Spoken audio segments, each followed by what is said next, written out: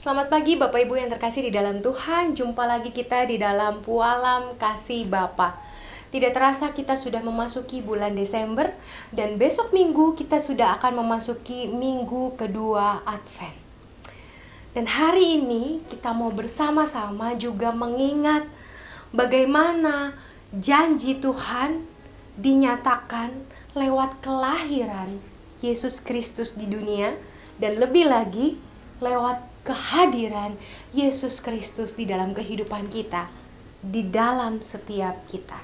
Hari ini kita mau membaca bagian firman Tuhan, yaitu dari Lukas 2 ayatnya yang ke-10 sampai ke-14. Saya akan membacakannya buat kita semua. Mari kita membacanya. Lalu kata malaikat itu kepada mereka, "Jangan takut, sebab sesungguhnya aku memberitakan kepadamu kesukaan besar untuk seluruh bangsa. Hari ini telah lahir bagimu juru selamat, yaitu Kristus Tuhan di kota Daud. Dan inilah tandanya bagimu. Kamu akan menjumpai seorang bayi dibungkus dengan lampin dan terbaring di dalam palungan. Dan tiba-tiba tampaklah bersama-sama dengan malaikat itu sejumlah besar bala tentara sorga yang memuji Allah. Katanya, kemuliaan bagi Allah di tempat yang maha tinggi, dan damai sejahtera di bumi di antara manusia yang berkenan kepadanya." Bapak, Ibu, Saudara yang terkasih di dalam Tuhan, ketika kita mendengar ayat ini dikatakan jangan takut, sesungguhnya aku memberitakan kepadamu kesukaan besar untuk seluruh bangsa. Apakah kita merasakan ada kesukaan di dalam diri kita saat ini? Adakah kesukaan yang hadir dan menetap di dalam kehidupan kita? Mungkin banyak dari kita mengatakan, ya kadang saya merasakan kesukaan itu. Kadang saya merasakan sukacita itu, tapi tidak selalu.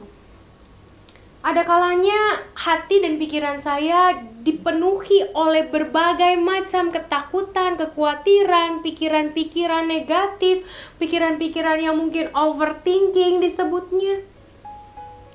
Dan begitu banyak problema hidup yang saya harus hadapi, sehingga akhirnya kesukaan itu ditutupi oleh perasaan-perasaan yang tidak menyenangkan. Tentu adalah hal yang normal dan manusiawi ketika kita masih bisa merasakan perasaan-perasaan yang mungkin memang tidak menyenangkan. Karena kelahiran Yesus memang bukan untuk menghilangkan masalah. Lalu untuk apa malaikat datang dan mengatakan, "Jangan takut, sesungguhnya aku memberitakan kepadamu kesukaan besar untuk seluruh dunia"? Padahal kesukaan besar itu tidak bisa kita rasakan secara terus-menerus. Kesukaan besar itu bukanlah hal yang bisa kita nikmati 24 jam dalam sehari. Hidup kita itu naik turun, life is never flat. Apa makna dari ucapan ini? Bapak Ibu yang terkasih di dalam Tuhan, kesukaan besar bagi seluruh dunia bukan berarti hidup kita akhirnya jadi sukacita terus-menerus. Kesukaan besar bagi seluruh dunia bukan berarti hidup kita betul-betul ada di dalam keadaan yang nyaman dan aman secara terus-menerus. Kesukaan besar bagi dunia adalah kehadiran orang dan pribadi yang mau tinggal sama kita dan menetap sama kita untuk menghadapi setiap masalah dan persoalan hidup yang datang dan pergi. Itulah kesukaannya. Itulah pengharapannya. Yesus Tuhan datang ke tengah dunia bukan untuk melenyapkan ketakutan. Dia datang ke dunia untuk membuat kita berani menghadapi ketakutan. Berbeda ya. Kalau dia datang untuk melenyapkan ketakutan, maka ketakutan tidak akan ada lagi. Kekhawatiran tidak akan ada lagi. Termasuk masalah di dalamnya akan lenyap dari kehidupan kita. Tapi dia datang untuk menemani kita, untuk menyatakan kuasanya yang besar. Apa yang bisa kita lakukan dan hadapi bersama dengan dia. Dia mau kita merasakan. Dia mau kita melihat. Dia mau kita sadar bahwa hidup kita tidak pernah sendirian. Itulah makna kehadiran Kristus di dalam dunia. Kelahiran Kristus tidak serta-merta membawa keselamatan. Ada proses yang Tuhan mau untuk juga kita melaluinya.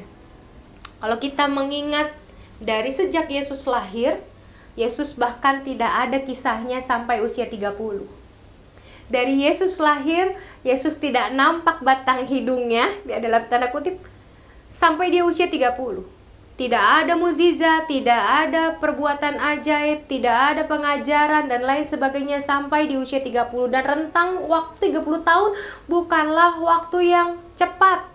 Itu bisa waktu yang sangat lama untuk bisa menantikan damai sejahtera, untuk bisa menantikan keselamatan, untuk bisa menantikan perbuatan Allah yang begitu besar buat umat Israel saat itu. Tapi kelahiran Yesus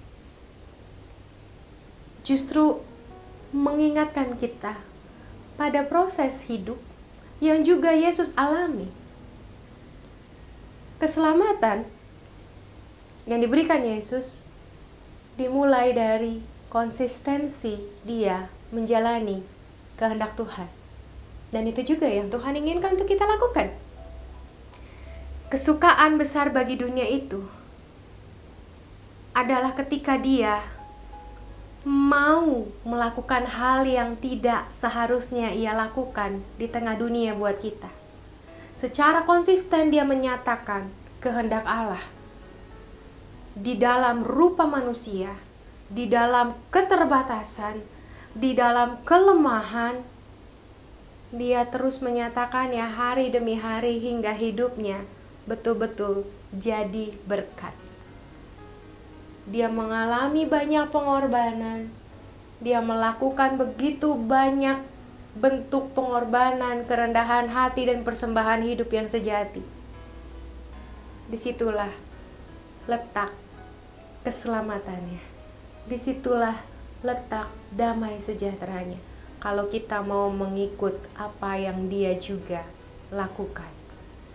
Karenanya, malaikat memuji dengan mengatakan begini: kemuliaan bagi Allah di tempat yang maha tinggi dan damai sejahtera di bumi di antara manusia yang berkenan kepadanya.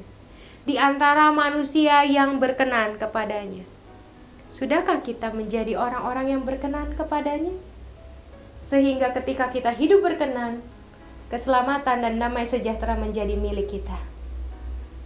Mari Bapak Ibu, siapkan hati dan pikiran kita untuk terus hidup berkenan. Bukan hanya untuk menyiapkan dekorasi-dekorasi Natal. Bukan hanya untuk menyiapkan kartu-kartu dan ucapan Natal serta hadiah-hadiah Natal yang bisa kita bagikan kepada orang lain. Karena kita bisa menjadi hadiah yang terbesar bagi Tuhan ketika kita mau belajar untuk menjadi orang-orang yang berkenan ke hadapannya. Selamat menyongsong Natal 2020.